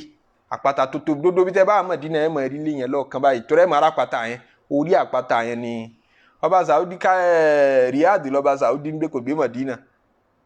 so wíwá Madina rẹ̀ náà kìí ṣe nǹkan wíwá láàrin ọdún 2 mẹ́ta ó lè má dé Madina àmọ́ wọ́n kọ́ ilé yẹn síbẹ̀ kalẹ̀ àwọn construction ọ̀nà tí wọ́n construct tí ó gbé yín lórí àpáta yẹn gangan fún rẹ̀ bíi highway tí wọ́n highway yẹn wá lọ́ mọ́ àpáta báyìí tẹ́ bá ń drive tẹ́ fi dórí àpáta ẹ̀ máa tọ àpáta yẹn báyìí tẹ́ fi dókè ọlọ́run ló mọ iye tí wọ́n ná tí wọ́n fi kọ́ atẹ̀bùnúnà bikulli ri'in ayatan ta'bathun anabi hudu sọ fún àwọn ọjọ́ rẹ̀ àádùn pé ẹ kàn máa kọ́lé ṣeréṣeré ẹ máa kọ́lé sórí òkè káàkiri wọ́n ní wa tattakhiduna masani'a ẹ wá ń ṣe oríṣiríṣi ẹ manufacture oríṣiríṣi nǹkan àwọn nǹkan èròjà àwọn nǹkan irinṣẹ́ ẹ ń kọ́lé mọ́lé la'allakum takhluduna ẹ ń kọ́ nítorí pé bóyá ẹ lè máa bẹ lọ gbére ẹ kọ́ tiyín ẹ kọ́ tọmọ ẹ tún kọ́ tọmọ ọmọ àwọn tẹ́ẹ̀tì ìbí ẹ tún kọ́ tiwọn náà kalẹ̀ bí wọn náà ṣe máa save owó nítorí ọmọ tó tí ì rí sójú ó nítorí ọmọ là á fi ń ṣiṣẹ́ ọ save tiẹ̀ tán ó tún save tọmọ ó tún ronú ọmọ àfi bí gbà pé ìwọ ló guarantee life wọn wà idha batashtum ó ní idha batashtum ẹ tún wá lágbára débi pé tẹ́ ẹ bá fẹ́ jẹ yẹn yà tẹ́ ẹ bá fẹ́ jẹ àwọn èèyàn yà àbí tẹ́ ẹ fẹ́ jẹ yẹn ń pa tẹ́ ẹ fẹ́ mú yẹn ń tipa batashtum jabbarin ẹ lágbára láti ṣàwọn èèyàn lábòsí ẹ̀ẹ́tù ó gba àwọn ẹ̀dọ́ ọlọ́run míì tán bẹ̀rẹ̀ rílẹ̀ àbòsí wàhálà fìtínà lẹ́ fi ń bá wọn lò gbogbo yẹn describe bó lọ́lọ́run ṣe dá wọn fún wa wọn ní fattaqullaha ẹ bẹ̀rù ọlọ́run wa ati'una ẹ tẹ̀lé mẹ́sẹ̀jì ọlọ́run ọba tó fi rán mi sí yín wattaqul ladhi amaddakum bima ta'lamun ìmọ̀tẹ́ẹ̀dẹ̀mọ̀ yìí ẹ rántí pé ọlọ́run ọba ló fún yín ìmọ̀tẹ́ẹ̀ fi ń ṣe oríṣiríṣi nǹkan yìí ìmọ̀ science ìmọ̀ fixes tẹ́ ẹ fi manufacture nǹkan lóríṣiríṣi tẹ́ ẹ fi produce ọlọ́run ọba ló fún yẹn bẹ̀rù ẹ̀ amadakum bi an'amin kò tún wá ní kẹ́ẹ̀kan mọ̀ nǹkan ṣe lásán ẹ kọ́ máa fún yín ní farming land àti agriculture land ó fún yín ní ilẹ̀ ọlọ́ràá amadakum bi an'amin ó fún yín ní ilẹ̀ tí ó ṣe dáná jẹ wa banin ó tún wá ní kẹ́ẹ̀ mọ́ bímọ lémọ́ wa jannatin wa uyun ó fún yín ní àwọn odò oko tó pọ̀ kò tún wá dà yín láàmú kẹ́ mọ́ wá bò ní ẹ ṣe mọ́ fún wọn lómi wà hàn yóò ní oríṣiríṣi omi ńlá lẹ́wù nínú gbogbo àwọn odò tí ọlọ́run tó yọ̀ǹda fún yìí gbogbo àwọn orí yẹn ló já mọ́ bò ní ìjọ anabi Hud alayhi salatu wa salam tán pè ní ìjọ Ad bò ní wọ́n ṣe rí bò lọ́lọ́run ṣe kẹ́ wọn tó ó ní inni akhafu alaykum adhaba yawmin azim látara gbogbo orí tọ́lọ́run ṣe fún yìí ẹ̀rù ń bà mí kọ́lọ́ mọ́ padà wá jẹ yín yà nítorí ẹ̀ mọ́ lórí wọ́n ní area bí tí wọ́n gbé ilẹ̀ àkọ́fù ni ilẹ̀ ń tán pè ní àkọ́fù ẹ̀rí pé a ní súra kan náà Al-Qur'an ń tán pè ní Suratul Ahqaf ta lọ́lọ́ ń sọ̀kalẹ̀ nítorí àwọn ìjọ yìí ìtumọ̀ àkọ́fù ni ilẹ̀ yẹ̀pẹ̀ tó ga sókè tó dàbí àpáta yẹ̀pẹ̀ yanrìn tó wá tó sarajọ tó dàbí àpáta nítorí àwọn àpáta tó kọ́mọ̀ tá a mọ̀ rí lọ́dọ̀ wa ní Nàìjíríà àpáta bí olókùúta báyìí irú bí Sobi nkankan máa rí àpáta bí ti Aso Rock náà tàbújá àpáta òkúta ni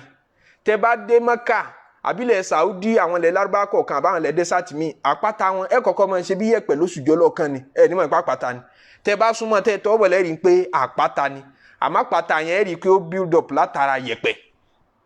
ẹni wọ́n ń pè ní Akọ́f àwọn yẹ̀pẹ̀ tó ṣùjọ́ tó wá di àpáta area yẹn níbi tí wọ́n ń gbé àwọn ìbọ́lọ̀ ṣe describe ibi tí wọ́n ń gbé nìyẹn yẹn lọ́fà researcher kan ní Saudi ní 2014-15 ó gbé ọ̀rọ̀ kan jáde wọ́n ń wádìí àwọn fẹ́ wá geographical location ìjọ Ad níbo wọ́n gbé gangan ilẹ̀ wọn fẹ́ wá rí wọ́n wá ṣe ìwádìí àwọn tá máa ń pè ní archaeologist àti anthropologist àbí kí wọ́n máa ń pè wọ́n àwọn tá máa kufatul athar tá máa wádìí orí pa nǹkan káàkiri wọ́n wádìí wọ́n máa fi wá ìtàn ayé àti ìtàn ọmọ ènìyàn bó lọ́rọ̀ wá ṣe ń bọ̀ wá ọwá káàkiri nínú àwọn dẹ́sàtì Saudi mọ́ territory Yaman ń pe ìtàn tọ́lọ̀ ń pa nípa àwọn ìjọ Adu yìí a fẹ́ wá ń bo gangan wọn gbé nítorí ní Al-Qur'an sọ fún wa ní pé wa'adan wa Thamuda qad tabayyana lakum min masakinihim ó sọ yẹn nínú Suratul Ankabut má bínú ìrántí àyà o qad tabayyana lakum min masakinihim àwọn ìjọ Ad àti Thamud ó ti hàn sẹ́yìn náà min masakinihim níbi àwọn ilé tí wọ́n gbé yẹn ni pé ẹ̀yin náà ti rí bá a ṣe bá wọn jà níbi ilé tí wọ́n gbé ńjọ́ tán bẹ láyé so túmọ̀ sí pé ilé tí wọ́n tán gbé ńjọ́ tán bẹ láyé sì ṣẹ́kù ńbo wá ló wà wọ́n wá ń wá káàkiri so àwọn kan ní ẹ má dara yín láàmú ọjọ́ ti pẹ́ ìgbà ti pẹ́ kọjá kíyàn mọ rírú ẹ̀ àwọn ìgbà tán ní àṣebá Al-Qur'ani ṣàsọ pé ẹ̀yin náà Al-Qur'ani ní ẹ̀yin náà ṣàtìrí látara ilé tí wọ́n gbé àtìlíkà masakinuhum lam tuskan min ba'dihim illa qalilan wa kunna nahnu al-waris àwọn ilé wọn yẹn ajá kó sì wà tá a bá wà á rí ọfà tí wọ́n fi bẹ̀rẹ̀ ìwádìí lórí ẹ̀ recently ní researcher Saudi yẹn confam pé ibì kan tán pè ní Qusayrat Ad wọ́n pè ibì kan ní desert wọn yẹn ní area bí tán pè ní Aflaj wọ́n pè ibì kan ní Qusayrat Ad àwọn ilé kékèké mansions táwọn ìjọ Ad kọ́ Ọlọ́run ti rí fìdí ẹ̀ múlẹ̀ yìí pé àwọn ibẹ̀ yẹn gẹ́gẹ́ náà ni àwọn ìjọ Ad gbé ṣe kí wọ́n láwọn machine tí wọ́n máa ń lò wọ́n dẹ̀ ní laboratory wọn tí wọ́n máa ń mú àwọn sample wọ́n mú àwọn àyè náà sample kọ̀ọ̀kan látara àwọn tán bá rí wọ́n gbé lọ laboratory wọ́n lọ test age sample yẹn pé n ti ń bẹ nísìnyí àtìgbà wo ni gbà tí wọ́n gbé lọ laboratories tí wọ́n wádìí wọ́n láwọn rí pé ages àwọn òkúta àtàwọn nǹkan kan táwọn ṣàlẹ̀ ń bẹ age wọn ti lé ní 2,800 years ago ìmí 2,500 years ago so tá a bá wò á rí i pé age yẹn ti pẹ́ so àwọn ìjọ Adu yìí definitely àwọn ni wọ́n gbé bí wọ́n dẹ̀ rí àwọn ilẹ̀ kan àwọn kòtò kan tó jìn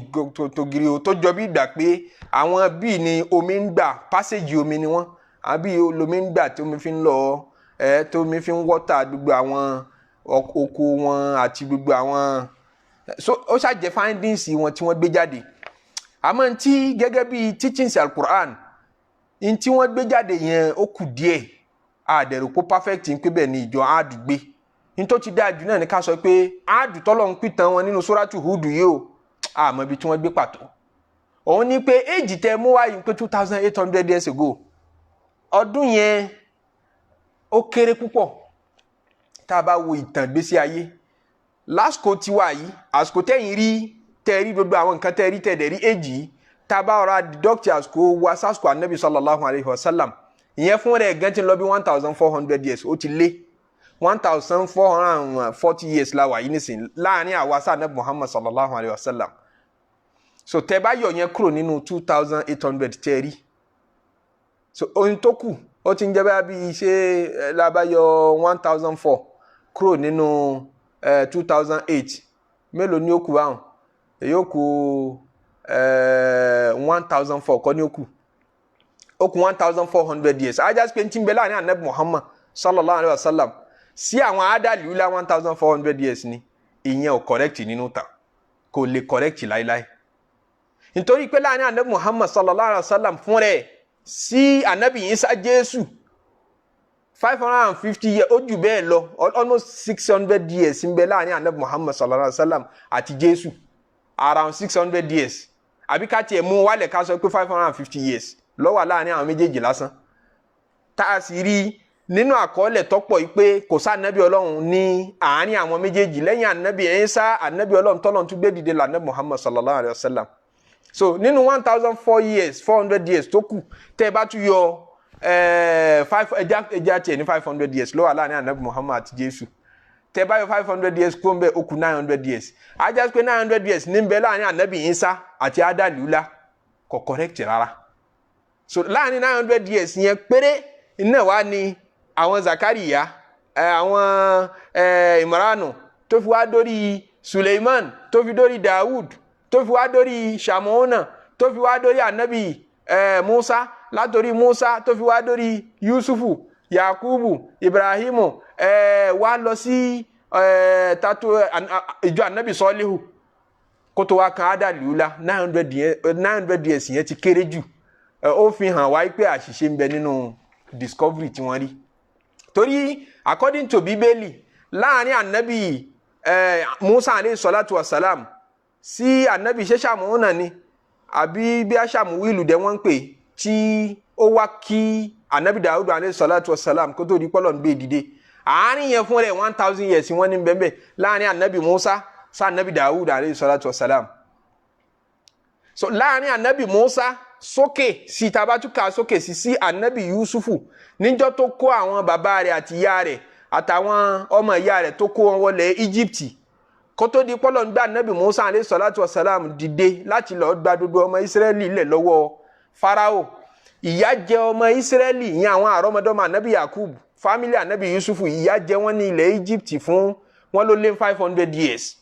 Tẹ́ bá tún fi yẹn náà kún ó ti wà so obvious pé discovery yẹn ọ̀rọ̀ǹgì. Ẹlẹ́ẹ̀kejì ilẹ̀ desert níbi tẹ́ ẹ tọ́ka sí Saudi ilẹ̀ desert ni ilẹ̀ tí ò lómi ilẹ̀ tí ò lọ́ràá. Ọlọ́run sì ròyìn wọn tẹ́ bá rántí inú àyàtà kalẹ̀ kan ní Suratu Shu'ara yìí pé wadhkurullah alladhi amadakum bi an'amin wa banin rántí Olúwa tí ó tó ṣàánú yín pẹ̀lú eríṣiríṣi àwọn ẹran àti àwọn màálù tí yẹn máa dàjẹ́ wàbánínà àtọmọ wájà náà tí ń wá òyún àtoríṣiríṣi ọdọ oko àtomi. So ọdọ oko àtomi tí wọ́n sì pé ilẹ̀ ọlọ́ràá nílẹ̀ wọn agricultural land ní ilẹ̀ wọn desert ilẹ̀ náwó sí ó ṣe wá ráìmù pẹ̀lú ara wọn ní ilẹ̀ desert kọ́ wá jẹ́ sí pé ilẹ̀ yẹn nílẹ̀ ọdọ oko ó súnmọ́ kọ́ jẹ́ sí pé kì í ṣe ibi tẹ́ ẹ tọ́ka sí. Àmọ́ àwọn mímọ̀ kan sọ pé kọ́ má jẹ́ sí pé findings wọn àti discovery wọn àwọn ìjọ áàdù míì tó yàtọ̀ sí Adaliula ni wọ́n rí fáàsì. Torí kìí ṣe ìjọ áàdù kan ni wọ́n ní bẹ nínú tàn. Ǹjọ́ jẹ́ káwọn náà sún lọ́bẹ̀ ní pé wọ́n ní ṣe ìwọ̀n ká Nabi sallallahu alaihi wasallam ẹnìkan wá bá Nabi njọ́ kan nínú hadisi tí Imamu Ahmadu gbà wá nínú musnadu rẹ̀. Wọ́n lárakùnrin kan wá bá Nabi ó wá pìtàn àwọn ìjọ áàdù kan fún Nabi sallallahu alaihi wasallam. Bóun dẹ̀ ṣe pìtàn yẹn àti tí ń bẹ nínú tàn yẹn ó yàtọ̀ sí ìtàn áàdù tal Qur'ani pa. Qur'ani sì sọ pé huwa alladhi ahlaka adanil ula wa annahu ahlaka adanil ula. Ìyẹn Suratu Najmi kọ́ wa annahu ahlaka adanil ula. Ọlọ́run ọba ló pa àwọn Adali ula òun ló pa wọ́n rẹ́. Kí ló dé tó fi ula sí? Ula mi ni àkọ́kọ́. Adu àkọ́kọ́ ìyẹn ni pé adu mi ń bẹ tó yàtọ̀ sí àkọ́kọ́ tán pè ní adu thani àbí adu làákhírà. Kó má jẹ́ sí pé tàwọn adu làákhírà ńlẹni tó ṣẹ̀ṣẹ̀ mú discovery kan ní Saudi ń jò ní jáde nípa Qusayratun Ad kó má jẹ́ sí pé àwọn Adu làákhírà ni wọ́n gbé bẹ́ẹ̀. Ntí ó jámọ̀ bẹ́ẹ̀ ni pé hadisi tí ń bẹ lọ́dọ̀ Imamu Ahmadu nínú musnadu rẹ̀. Ó sọ fún wa pé wọ́n arákùnrin kan wá bá Nabi sallallahu alaihi wasallam. Ẹni ó wá ń sọ̀rọ̀ àwọn bàbá wọn ló ń pìtàn àwọn Ada àwọn bàbá wọn ìjọ Adu ni wọ́n. Ó wá ní pé ìyà omi jẹ wọ́n látara àwọn ẹ̀ṣẹ̀ àtàìgbọ́rọ̀ sí Ọlọ́run ọba lẹ́nu. Ìyà omi Ọlọ́run wá ní kí òjò má rọ̀ mọ́ òjò rọ̀ fún bíi ìjọ́dún mẹ́ta kọ́ wọ́n pè nínú hadithi náà tó wá di pé ọmọ ń kú àwọn obìnrin wọn náà dàgàn wọn ò rọ́mọ bímọ. Nígbà tí wọ́n rí i pé ìyà Ọlọ́run ọba àti ìnira Ọlọ́run ọba sọ̀kalẹ̀ sáwọn wọ́n wá gbé àwọn kan dìde nínú wọn ní pé kí wọ́n bá wọn lọ sí ilẹ̀ Mẹ́kà ẹ má gbọ́ ìtàn náà o kí wọ́n lọ sódìndín ilẹ̀ Mẹ́kà kan wá láti ibi tí area tán pè ní Qusayratun Ad yẹn tẹ́ni tí ń ròyìn fún Ànábì yìí ti wá sallallahu alaihi wasallam ó láwọn bàbá àwọn wá gbé èèyàn dìde lọ sílẹ̀ Mẹ́kà àwọn tí wọ́n gbé èèyàn dìde lọ bá nílẹ̀ Mẹ́kà wọ́n ń jẹ́ mọ̀lẹ́bí Jurhum wọ́n já rọmọdọ́mọ àwọn ìjọ Áàdù tá à ń sọ yìí náà ẹbí ni wọ́n àmọ́ àwọn ò gbé ní ilẹ̀ táwọn Áàdù gbé àwọn ń gbé ní ilẹ̀ Mẹ́kà àwọn ìjọ Jurhum yìí ni wọ́n wá bá pé ẹjọ́ ẹ bá wa bẹ lọ́hùn ní ilẹ̀ Mẹ́kà yìí torí ilẹ̀ gbígbàdúrà ní níjọ́ náà lọ́hùn náà ike ẹ bá wa bẹ lọ́hùn ọba tó ní ilé yìí kó jọ̀ọ́ kó ṣàánú wa kó fún wa lómi kó rọ̀jò fún wa wọ́n gbé wọn dìde nípa àwọn délégéètì bẹ́ẹ̀ kí wọ́n lọ jíṣẹ́ yẹn fáwọn ìjọ Jurhum tán bẹ Mẹ́kà kan ṣàdúrà fáwọn àwọn tí wọ́n gbé dìde tí wọ́n ránṣẹ́ wọ́n débi tí wọ́n ti jíṣẹ́ àwọn tó ń ṣe wọ́n lálejò wọ́n fún wọn lọ́tí wọ́n bá gbàgbéra wọ́n mutí wọ́n gbàgbé ìṣẹ́ wọ́n mutí àpòrònú wọn fàyà ni wọ́n sì dá àwọn ọmọge kan tì wọ́n kán máa jó kán máa kọrin fún wọn ìyẹn ni wọ́n gbádùn fáá débi pé wọn ò tiẹ̀ rántí pé yà ń jẹ àwọn èèyàn táwọn fi ilẹ̀ mọ́ òjò rọ̀ àwọn èèyàn ń kú lójoojúmọ́ wọ́n ti gbàgbé wọ́n bá ń bá fàájì lọ ní ilẹ̀ Mẹ́kà kó tó wá di pé àwọn ará Jurhum tí ń ṣe wọ́n lálejò wá rán wọn létí pé àṣẹ bó ṣáà ní bùkátà tẹ ẹ bá wá ẹ ti gbàgbéra kí la fẹ́ ló ń bẹ̀ gẹ́gẹ́ ni pé wọ́n ní wọ́n wá bájọ Jurhum ní ilẹ̀ Mẹ́kà ádàlú látàl Qur'an pìtàn wọ́n ṣáájú ànábì Ibrahim alayhi salatu wassalam kódà wọ́n ṣáájú ànábì Solih alayhi salatu wassalam ìyẹn ìjọ Samudawa ìjọ wọn ti àsìkò wọn ti pẹ́ lẹ́yìn wọn làwọn ìjọ Samudu dé lẹ́yìn wọn làwọn ìjọ ànábì Ibrahim alayhi salatu wassalam lọ́rọ̀ gbé ànábì Ibrahim dìde ṣé bọ́ ọmọ bíbí inú ànábì Ibrahim tí ń jẹ́ Ismail ló tẹ̀lé Mẹ́kà yóò ṣe wá jẹ́ sí pé ádàlúlá tí wọ́n ti líìvù ṣáájú ànábì Ibrahim alayhi salatu wassalam tún wá ń bá àwọn Jurhum wọ́n lately lẹ́yìn ànábì Ibrahim alayhi salatu wassalam tí Ismail dé Mẹ́kà níran Jurhum tó wá sí Mẹ́kà wọ́n bá ànábì Ismail ń bẹ̀ ni ìran Jurhum tán ya látara ìjọ Ad tán jára ọmọdọ́mọ wọ́n wá bá ànábì Ismail alayhi salatu wassalam wọ́n bá ní Mẹ́kà ni àwọn kan sì ní ìran Jurhum wọ́n yé sàrọ̀ ọmọdọ́mọ Ad àwọn ń bọ̀ láti ilẹ̀ Yámánù jẹ́jẹ́ ara wọn ni wọn ò tán mọ́ ìjọ Ad yẹn sì lọ correct jù bẹ́tà bá tiẹ̀ dúró lérí argument yìí náà pẹ́ bí ni wọ́n lately ni wọ́n tó dé Mẹ́kà so ìjọ Adalula àti ànábì Ibrahim àìmọye thousands of years ti kọjá láàrin yẹn wọn ò ṣe relate mara wọn so ó fi hàn wáyé pé discovery tí wọ́n rí recently ní Saudi ọlọ́jú nípa ìtànkọ̀jọmọ́ bọ́lọ̀ ń ṣe júwe Adalula nínú Qur'an tó bá tiẹ̀ wá jọmọ́ nǹkan kan bóyá Adathaniya lọ́dọ̀ àwọn àfáà tán sọ pé ìjọ kan bẹ tó exist rí tó tún jẹ́ Ad tó jẹ́ lẹ́ẹ̀kejì níbàámu pẹ̀lú àdìsí mọ́mọ́ Ahmadu àmọ́ Adalula o rí pa wọn mọ́ wọ́n ní ìjọ Adathaniya lọ́lọ́run rí fáàsì bí tó ti ní alam tara kayfa fa'ala rabbuka bi adin irama zatil imad ẹ̀yin orí ni ìtọ́lọ̀ ń ṣe fáwọn ìjọ Adu ti ìrámù tí kìí ṣe Adalula zatil imad tán máa ń fòpó ńláńlá kọ́lé torí wọ́n ní àwọn máa kọ́lé bíi tẹ́ǹtì ni wọ́n rí òpó ńláńlá tó pọ̀ mọ́lẹ̀ wọ́n dẹ̀ kọ́ tẹ́ǹtì lé lérí wọ́n ní báwọn ṣe máa construct ilé nù àwọn àfáà tán tu ní Adathaniya wọn ló ṣeé ṣe kó jẹ́ sí pé Adathaniya tá Nabi sallallahu alaihi wasallam tẹ́nìkan wá bá ti ń júwe fún bóyá ní Saudi rí recently wallahu alam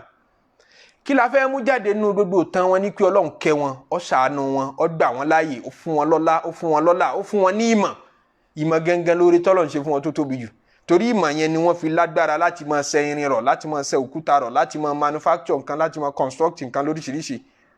ọwọ́ afakan mọ̀mọ́ lọ́hùn ọfà kan máa ṣẹbọ ọfà kan jọra wọn lójú Ọlọ́run rojọ́ wọn nínú Suratul A'raf Suratu Fussilat ó ní àmà adùn fastakbaru fil ardi bighairi al-haqqi ìjọ Adu taran ànábì Hud sí fastakbaru fil ardi bighairi al-haqqi wọ́n ṣe gbéraga sọ́lọ́run wọ́n ti torí nípa àwọn mọ̀wé àwọn ọmọ sáyẹ́nsì wọ́n ṣe gbéraga sí Ọlọ́run wa qalu man ashaddu minna quwwatan wọ́n ní láti mọ̀ fẹ́nu ara wọn sọ pé ta ń lágbára tó wa níbi abáadé yìí àtàlọ́mọ nǹkan tó wa pé tí sáyẹ́nsì ọba ti lè prove ẹ gbàgbé nǹkan wọn exist man ashaddu minna quwwa Ọlọ́run ní awalam yaraw anna Allaha alladhi khalaqahum huwa ashaddu minhum quwwatan sáwọn orí ní pé ọba tó dá wọn ṣé bọ́ba kan ló dá yín bẹ́ẹ̀ tilẹ̀ lágbára tó ilẹ̀ akáyì tẹ́ ẹ sì fi make discoveries ọba kan ló fún yín ọba tó fún yín gbogbo làákàyè yẹn ó yẹ kẹ́ ẹ mọ̀ ipò jù yín lọ ẹni tó fún yín lọ́pọlọ tẹ́ ẹ fi ń ronú ó jù yín lọ mọ̀nà torí pé definitely ó tún kù lọ́dọ̀ rẹ̀ tó ju dédé tó fún yín lọ ibi tá a bá ti mú nǹkan ìkan kù ń bẹ̀ wọ́n ṣe gbéraga wọ́n ṣàìmọ̀ Ọlọ́run wọ́n ṣàìlójútì sí Ọlọ́run wọ́n jọra wọn lójú in tó bí ìparẹ́ tọ́lọ́run fi pa wọn rẹ́ tó fi gbá Nabi Hud alayhi salatu wassalam dìde ni ẹ̀kọ́ tá mú ń bẹ fún gbogbo ara wa ni pé ṣe rí gbogbo ìlàkàyè mọ́jọ ọmọ tàn wá jẹ àti gbogbo oore tọ́lọ̀ ń bá ṣe fún wa nínú ọmọ nínú owó nínú ọlá ẹ mọ́jọ tàn wá jẹ ẹ má jẹ́ kí Ọlọ́run la tulhikum amwalukum wa auladukum an dhikrillah ọmọ tẹ́ bí owó tẹ́ ní ẹ má jẹ́ ojú ọmọ kó yín láì rojú láti máa rántí Ọlọ́run ọba mọ̀gbọ́n mo lè dá yé ara mi ṣe ẹ má jẹ́ sọ yín nù ntọ́lọ́run àtànábì rẹ̀ bá ní ẹ ṣe ntọ́lọ́run àtànábì rẹ̀ bá ní ibi tá a fẹ́ kẹ́ ẹ jòkó sí ní ibẹ̀ ní ẹ jòkó sí nínú ayé àlè máa yé yìí gbé àlè mọ́ tó Ọlọ́run ọba tó dá ayé àwọn ìjọ àdùn ṣe gbéraga sọ́lọ́run púpọ̀ wọ́n tẹ̀lé bàṣubàṣu púpọ̀ tá ànábì wọ́n fi ń sọ pé ìdá batọ́ṣtom jabarin tẹ́ ẹ bá tẹ̀lé ẹ tẹ̀lé pẹ̀lú àbòsí tẹ́ ẹ bá tẹ̀lé ẹ tẹ̀lé pẹ̀lú pé kò sírú wa wẹ́rí nípa àwọn ga wọ́n ní nípa àwọn lágbára àwọn ọ̀jágun kárí káwọn mọ̀ wọ́n ní ogun ọwọ́ ajé wọn jọra wọn lójú báwa náà ti ń jọra wa lójú lé ní pẹ̀lú sáyẹ́nsì wa pẹ̀lú discoveries wa pẹ̀lú mọ̀tọ́lọ̀ fún wa èyí táwọn physician ni ó sọ fún yín pé Ọlọ́run ọba tí ìmọ̀ fixes àwọn táwọn mọ̀ yìí tí kò bá ti lè prove àwọn ọ̀gbà ìpè ń bẹ àbẹ́ ìgbọ́rú ẹ̀rí wọ́n yà pé ẹlọ́lọ́run ń bẹ ń sánmọ̀ àwa ti dórí space àti rí gbogbo tí mẹ́ńbẹ́ àárọ̀ lọ́wọ́n ọba ńbo ló wà gan ńbo lọ́wọ́n ọba yín wà gan wọ́n ń fi ìmọ̀ sáyẹ́nsì wọn dá ẹ̀sìn lágara wọ́n ń fi ìmọ̀ sáyẹ́nsì wọn question ẹ̀sìn yẹn àti gbogbo àwọn challenges bẹ́ẹ̀ ń pọ̀ sí ní west lójoojúmọ́ ni àwọn atheists ẹ̀sìn wọn ń gbalẹ̀ sí lójoojúmọ́ ní west ni àwọn ìgbọ́lọ́wọ́n ọba kan gbọ́ wọn àti christianity àti islam àti gbogbo tí ń jẹ́sìn pàápàá àwọn ọ̀gbàgbọ́ wọ́n ní tí sáyẹ́nsì àtọpọlọ àwọn ọba ti lè prove àwọn onígbàgbọ́ nú ẹ̀. àwọn àìsàn yẹn tí wọ́n ń dé gbogbo ilẹ̀ lárúbáwá náà ń dé gbogbo àwọn ilẹ̀ islam náà díẹ̀. lọ́fà tá a fi ń tí ẹgbẹ́ kan ni wọ́n nà wá tá a fi lọ́ọ́ dájú kọ alukurani tá a fi ń question ti ń bẹ́ẹ̀ bẹ́ẹ̀ nítorí wọ́n ti nà wá lẹ́gbàá sáyẹ́nsì wọ́n ti fi sáyẹ́nsì dà láká ìwárú débi pé ntí Kùránì bá sọ tá a bá ti gbóhùn àti sáyẹ́nsì wò tí ó bá ti fẹ́ jọra wọn báyìí nítòkù ní pé ká mọ̀ wò pé ṣọlọ́run náà lọ sọ̀rọ̀ yìí ṣá wọ́n ti gẹ́ẹ̀tì wa ń bi àdìsí already pé ànábì ṣe Isra wal Miraj kò possible àbó ló ṣe bá làákàyè mu nínú òru kan náà kó wa lọ sánmọ̀ kó tún wá padà wá kó máa wọ́n fly bí ẹyẹ kó kàn wá lọ bẹ́ẹ̀ kó sì wá délẹ̀ kan náà torí ní táwọn ọba tí ọba ti gbé tọpọlọ wọn ọba ti gbé wọn ò lè gbàgbọ́ wọ́n ti hàn wá lé mọ́ ń bi àdìsí already nti Kùránì ló kù báyìí tí wọ́n tún àwọn mùsùlùmí mi dẹ̀ tí àwọn náà ti ń question àwọn kankan pa Kùránì kí wọ́n yá jújà àmọ́ jújà tọ́lọ̀ ń sọ wọn àwọn rò pé ó dà pé metaphorical speech lásán ni yìí kan tán náà tọ́lọ̀ ń sọ ń pa anabi Ibrahim alayhi salatu wasalam kí wọ́n jù sínú náà àwọn rò pé wọ́n jù sínú náà wọ́n ti ń dáùtù àwọn kankan nínú Kùránì wọ́n dẹ̀ pèrè àwọn mùsùlùmí wọ́n dẹ̀ pèrè àwọn mùsùlùmí torí pé àwọn scientists ń fi díẹ̀ sún wọn lọ bíi pé ìyìn science ọ̀bá ṣáà ti lè prove ẹ̀jọ̀ ẹ̀ mọ́ gbàgbọ́ ìyẹn ló káàfà kan lára ní ilẹ̀ Egypt akọrin làfà náà ní ya Rabbi hadha al-asru alhada indama sakharta lil insani min dunyaka ó sunkún sọ́dọ̀ Ọlọ́run ọba kọrin náà ni ó ní Ọlọ́run hadha al-asru àsìkò tá a live yìí alhada ó ti ń sọ wá dá láìmọ́ Ọlọ́run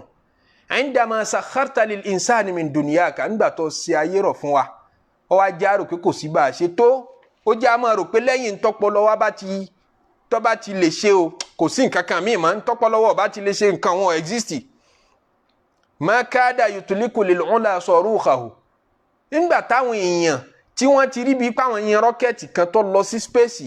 ní pé àwọn ti rí sátáláìtì kan mọ́bẹ̀ àwọn ti ń lọ sórí òṣùpá hátà àṣà àbíwájìhì wàkọ̀láàkà náà wọ́n ti ń dọ̀tọ̀ ọlọ́run wàgtàrà hátà dhanna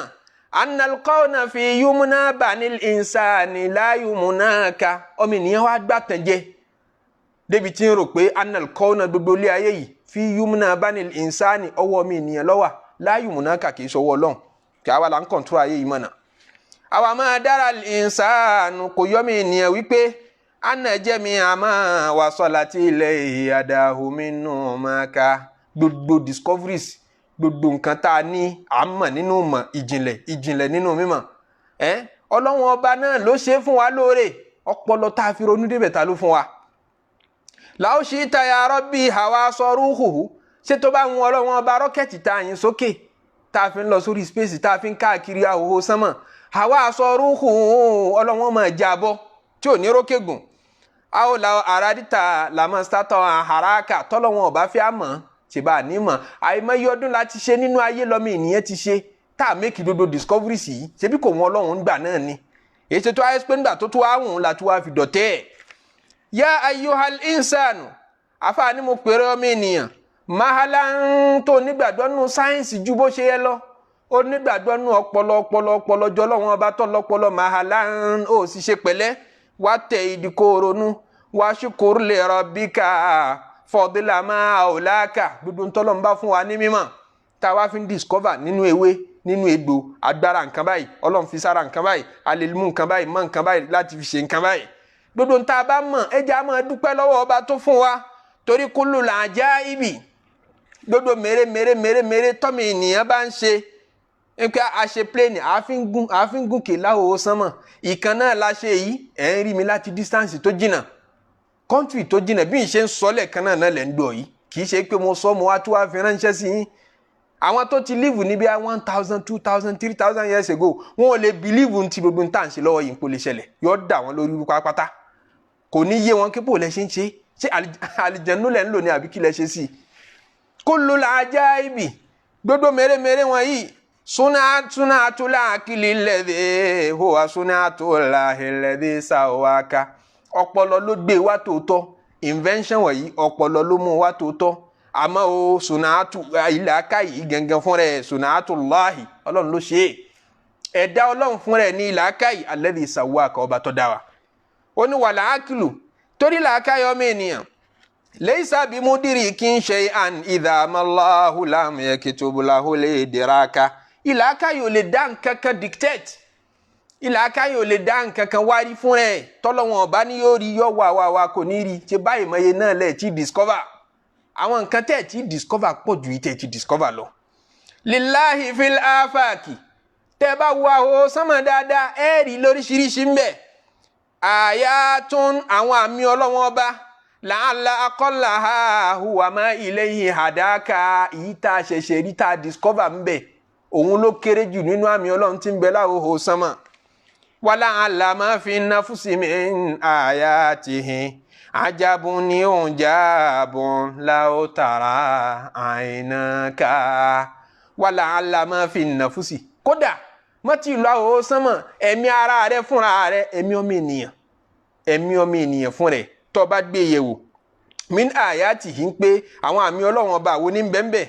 àórí ajabun ujabun órí èèmọ̀ tó tóbi èèmọ̀ tó ju èèmọ̀ lọ law tara aynaka tójú wá bá lè rí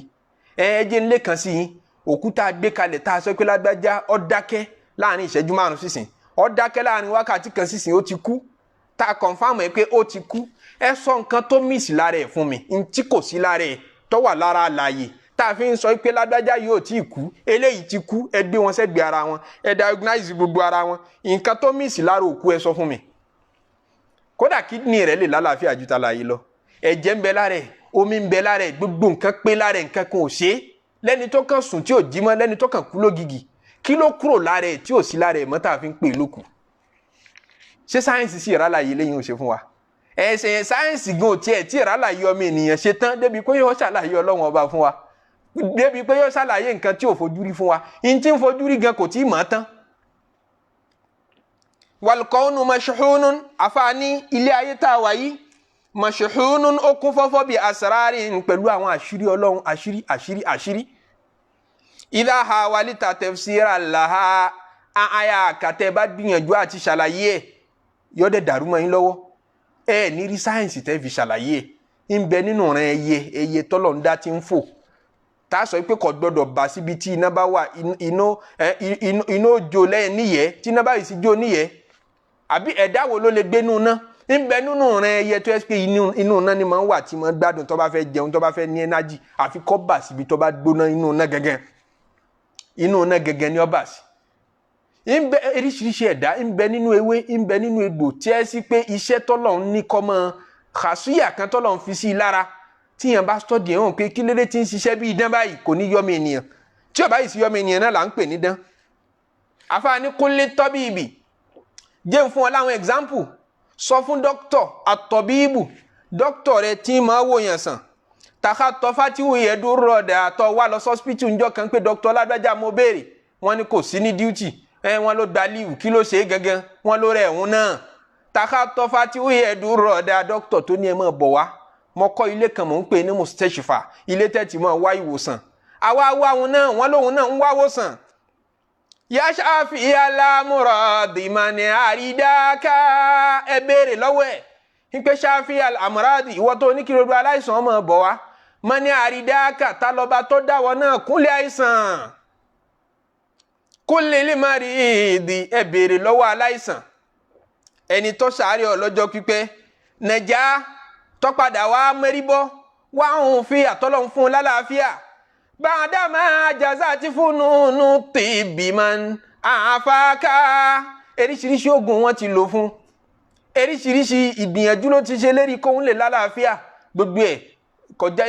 ń já sásán gbogbo ọjà síbì kan tó lójútu ó padà wá yá ọlọ́run fún rẹ̀ ló fún un lálàáfíà mọ́ ní àfáàkà ẹ béèrè lọ́wọ́ rẹ̀ pé ọgbọ́n wo ló padà wá dá sí bó ló ṣe padà lálàáfíà kò sí tí ó fi dáhùn ju pé kò yé mi ọlọ́run ọba ni ìyẹn jẹ́ àmọ́ yìí pé agbára kan bẹ ní kọ̀kọ̀ tí ń darí gbangba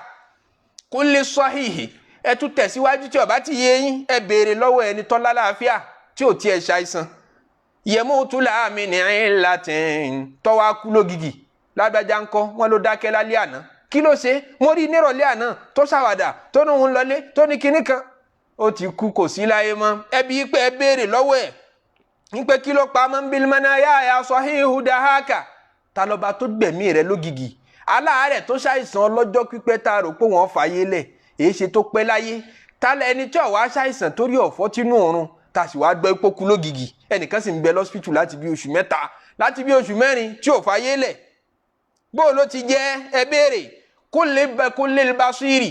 ẹ bá ń béèrè lọ́wọ́ ẹni tí ń fojú méjèèjì rí náà wakana ya hadaru hufuratan fahawa biha man dhalladhi ahawaka kana ya hadaru hufuratan olójú méjèèjì ojú májè ń kọlù gánà ojú májè ń já sí kòtò yóò máa wọlé fínífíní kòtò gbẹ́sẹ̀ fahawa biha ògìgì ó bá rí kóhun já sí kòtò ògìgì lórí kóhun já sínú kọ́tà ẹ béèrè lọ́wọ́ ẹ̀ pé ń bolo wá fojú méjèèjì sí mọ́lẹ̀dí àhàwà kàkí lọ já ọbọ̀ balisa ilé làámọ́ nígbà tá a sì wá ara fọ́jú xatọ́ ọbẹ̀ iná zahami tínrìn láàrin èrò tínrìn ní dodo ibi tó dangerous pẹ̀lú ọ̀pá lọ́wọ́ bila stidamin àwọn nǹkan bó ló ṣe méèkì ẹ̀ tó kọlù nǹkankan tó ń ta ìsójú mayẹ́kù dúkútọ́ kàtàlọ́ba tó tọ́ ọ sọ́nà ẹni tó kàwé tó dẹ̀ mọ̀wé tí ò wá ríṣẹ́ ẹni tí ò wá mọ̀wé tí ń wá ń ríṣẹ́ ẹ béèrè àṣírí wo ní bẹ́ẹ̀ ọlọ́run ní bẹ́ẹ̀ kìí ṣe tí ọpọlọ mi ènìyàn lè explain kó lélẹ́ jẹ́ níní kó dẹ̀ béèrè lọ́wọ́ ọmọ tí ń bẹ nínú oyún yẹn iṣu máa zú lámbìlà rọ̀ ń wà màrà mọ̀lẹ́bí yẹrẹ aka ẹ béèrè lọ́wọ́ ọmọ tí ń bẹ nínú oyún ò lọ́rẹ̀ ọmọ yẹn kankan rí ẹnìkan ọmọ wọn náà rí ọ wà nínú oyún ìyá rẹ̀ ń bẹ ní oṣù mẹ́sàn-án mọ̀lẹ́bí yẹrẹ aka talẹ̀ ní tí ń mójútó ọ níbi tó wà yẹn ta lọ̀rẹ́ tó ń bá sọ̀rọ̀ òòrè yẹn bá sọ̀rọ̀ fóṣù mẹ́sàn-án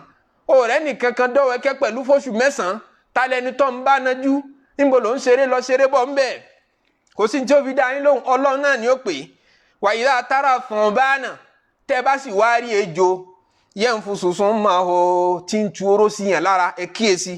fàṣà alùhùmọ́ndà bí súnmọ́ mi haṣáàkà ẹ béèrè lọ́wọ́ ara yín pé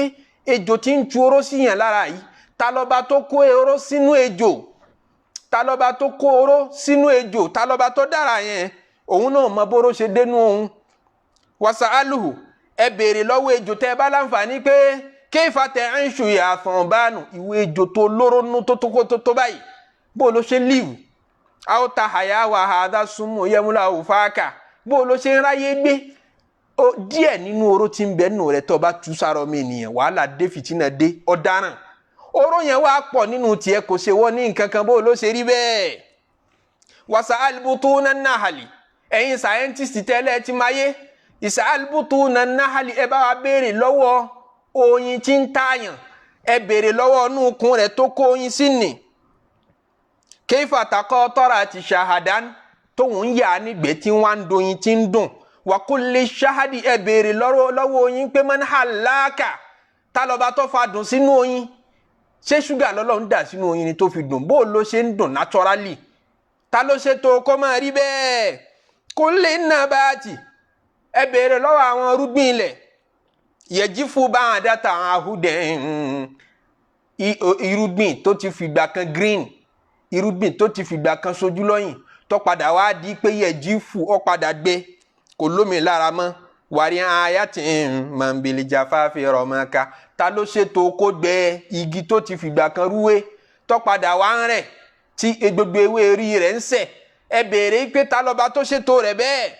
wa idha ra'ayta an-nabta fi as-sahara'i yaribu ní ilẹ̀ dẹ́sàtì tí omi kìí sí ń bẹ̀ ní ilẹ̀ dẹ́sàtì tí òjò kìí rọ̀ tó nǹkan bẹ̀ idha ra'ayta an-nabta tẹ́ bá wá rí èso tí ń wù níbẹ̀ yaribu tí ń gbérí wahadahu lóhun nìkan lọ́ọ̀kan fàṣẹ alihu man aribaka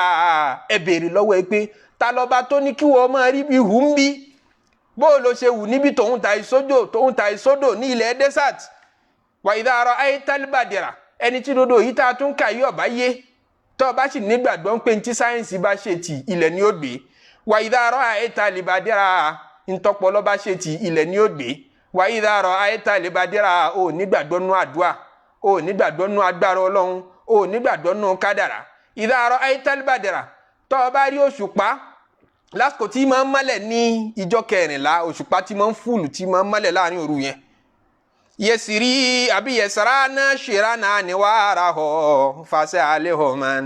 àṣírà ká tí wọ́n á ní lójú àwò sánmọ̀ náà ṣèrà náà ní wàhálà tó mọ́lẹ̀ débi pé ẹ tún fìmọ́lẹ̀ rí rẹ̀ ẹ̀ ń fìmọ́lẹ̀ rẹ̀ rí iná lérí lẹ̀ ẹ béèrè lọ́wọ́ òṣùpá pé man àṣírà ká tọ́lọ́ba tí ń ṣètò rírìn rẹ̀ ìrìn rẹ̀ tá fi ń sọ pé òṣùpá di òṣùpá ọjọ́ kẹrìnlá lẹ́nìí ó do òṣùpá ọjọ́ kẹta lẹ́nìí ìlétẹ́sù lẹ́nìí oṣù tuntun bẹ̀rẹ̀ lẹ́nìí ìrìn yẹn ọ̀tà àṣẹ́rí láti gbà tọ́lọ́run ti dá sánmà àtilẹ̀ ó ti ní movement bó òṣùpá ṣe rìn tẹ́ ẹ̀ bá kà sí 29 days yóò máa jẹ́ 30 days ìrìn àjò kan òun náà ni oṣooṣù kò wá lo 35 days rí kò lo 40 days rí kẹ́ wá fi ka oṣù kò dàrú rí ta lọ́ba tó ṣètò ẹ̀ bẹ́ẹ̀ wasaali ṣùgbọ́n aṣamsi yẹ̀dínú wáhíyà abọ́ àdúkúlì ṣẹ́yìn mọ̀lẹ́bí àdínàká oòrùn tó jẹ́ planeti tó tóbi tí gbogbo planeti yòókù ò ríbi súnmọ́ níbi tó gbóná tó lágbára dé bó ti tóbi tó nì ó jìnnà sí wa ní jíjìnnà tó jìnnà àìmọye millions of miles ní oòrùn fi jìnnà sí wa bó ṣe wá jìnnà tó ìtànà iná rẹ̀ dẹ̀ dọ́dọ̀ wa iná rẹ̀ wà nítòsí wa distance location rẹ̀ dẹ̀ jìnnà sí wa ẹ béèrè lọ́wọ́ oòrùn wípé mọ́ni àdínà ká talẹ̀ tó sún ìmọ́lẹ̀ rẹ̀ mọ́ wa kò yẹ ní kankan ara ọlọ́wọ́n ọba ní kó lélẹ́ máa rí ẹ béèrè lọ́wọ́ èso tẹ́ ẹ ká tẹ́ ẹ jẹ tó wá korò eléyìí ṣe korò lẹ́nu báyìí mina fìmárì nínú èso mani lẹ́dí ìbílmúrì mi ń dún ní fìmárì gàdáka talọ́ba tó ṣètò tiẹ̀ kọ́ ọ máa korò kí ló dé tẹ́ ewúro ń korò lẹ́nu omi kan náà omi òjò kan náà lọ́rọ̀ sí ewúro òun náà lọ́rọ̀ sẹ́fọ́ òun náà lọ́rọ̀ sí ewédú òjò kan òun náà lọ́rọ̀ sí gbogbo ẹ̀ ilẹ̀ kan òun náà wọ́n ti jáde kí ló dé tewúro korò táwọn ewé yòókù ń dùn lẹ́nu ẹ béèrè lọ́wọ́ wọn tó bá yé wọn wáyé dàrọ àyètá náírà ṣàbàlàhì ibùhà fàṣàlàhì banari mọ́ni àwòrán àkàtẹ́ bá rí iná tí ń jó láù iná tí ń jó tó lágbára ẹ béèrè lọ́wọ́ ọ̀nà pé kí ni ń jò lára aná gẹ́gẹ́ àṣírí wo ni ń bẹ lára aná tí fi ń jó yàn wà ìdá àtàrọ̀ jábẹ́lẹ̀ aṣá mọ́ munatihan tẹ́ bá rí àwọn àpáta tó ga munatihan kì í mọ́ sí hábì tó wọn àtẹ̀sújò ń ferí gbára wọn fasálì òmìnira àrísáàkà ẹ béèrè lọ́wọ́ àpáta ta ló kọ́ àpáta ta ló construct àpáta alágbára àwo lọ́dàn o yẹ ayyuhal insanu ọmọ ènìyàn tó nígbàgbọ́ nù gbìyànjú ju àdúrà lọ gbogbo owó ọmọ ènìyàn tó nígbàgbọ́ nù agbára àti ìròrí àtọpọlọ jàdúrà àti kádàrá lọ malladhi billahi jalla jalaluhu agiraka tanẹni tó tàn ọ́ jẹ pẹ̀lú ọlọ́wọ́n ọba talẹni tó dìsíìfù rẹ pẹ̀lú ọlọ́wọ́n ọba tó fi mọba rẹ mọ̀ ṣé nítorí ìlàkàyè sakhirna shatal ilmi ìmọ̀ science ìmọ̀ physics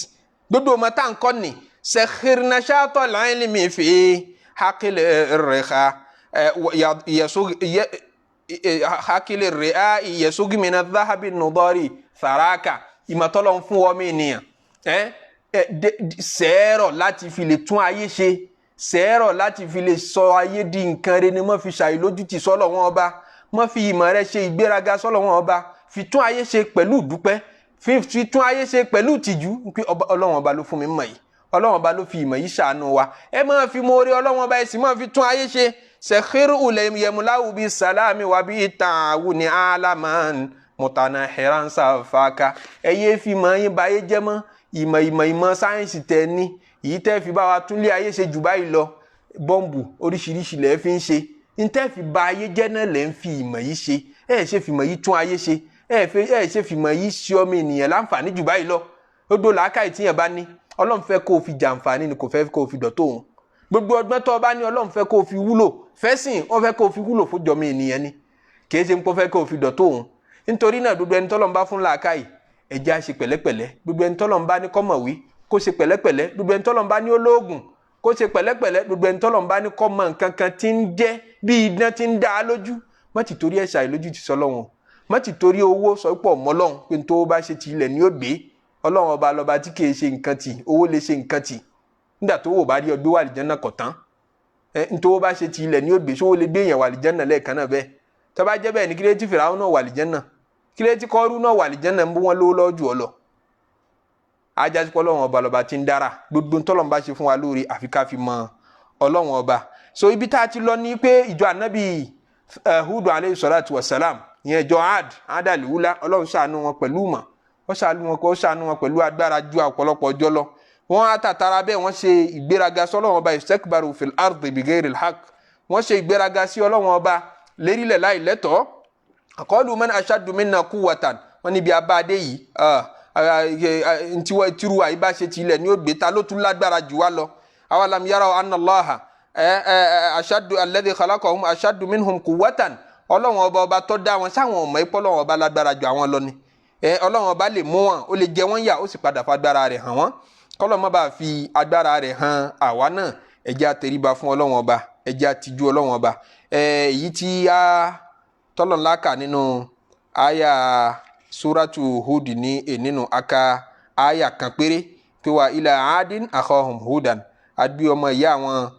Adu adbi dìde sí wọn yẹn Ànábì Hud. Qala ya qawmi, ó jíṣẹ́ fún wọn pé ẹ̀yin ìjọ mi ubudullah, Ọlọ́run lẹ bá jẹ́ àfi gbogbo agbára àti ìkẹ́yìí sìn. Ma lakum min ilahin ghayruhu, torí kò sọ́ba mi àfọ̀hún, in antum illa muftarun, gbogbo àwọn òòṣà tẹ́ ń sìn yìí ẹ fi purọ́ mọ́ Ọlọ́run ọba ni. Tó bá tún di ní ìjọ mẹ́jọ pẹ̀lú ògo Ọlọ́run, a máa tẹ̀síwájú nínú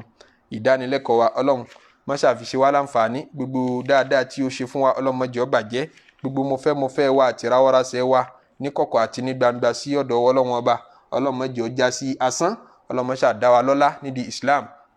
dá wa láre nídìí imani, Ọlọ́run má kàn wá lábùkù nídìí ẹ̀sìn rẹ̀, já ní àṣepẹ́ lórí dáadáa. Ọlọ́run já ṣe ẹ̀mí gígùn, já ṣe àlùbáríkà, la ilaha illallah. Ẹni tí ń kọ́lé nínú wa Ọlọ́run bá yọrí ẹ̀, ẹni tó fẹ́ kọ́ Ọlọ́run kọ́ fún, ẹni tó ti ní Ọlọ́run má jẹ́ ó bàjẹ́, ẹni tó fẹ́ ra mọ́tò, ẹni tó fẹ́ bímọ, ẹni tó gbogbo orí ayé pátápátá tá a máa ṣe ní bùkátà tá à ń sunkún rẹ̀ sọ́dọ̀ Ọlọ́run ọba, Ọlọ́run má ṣàṣe fún wa lọ́nà àláàlí, má jẹ́ àdọ́dún èṣù ká tó ráyé ṣe o. Ọ̀dọ̀ rẹ̀ náà ni ó já wà, ká ti mọ rọ́là, ká wá ní àṣepẹ́nu Islam, kẹ́mi gígùn àlàáfíà kó jẹ́ tiwa, kó jẹ́ tàwọn ọmọ wa, kó jẹ́ tàwọn aya wa, ká wá bá yọ́nú Ọlọ́run ọba pàdé nígbà tá a bá kú tán, kára lè Jánnà wọ̀. Wala sallallahu alayhi wa sallam. Subhana rabbika rabbil izzati amma yasifun wa salamun ala al-mursalin walhamdulillahi rabbil alamin.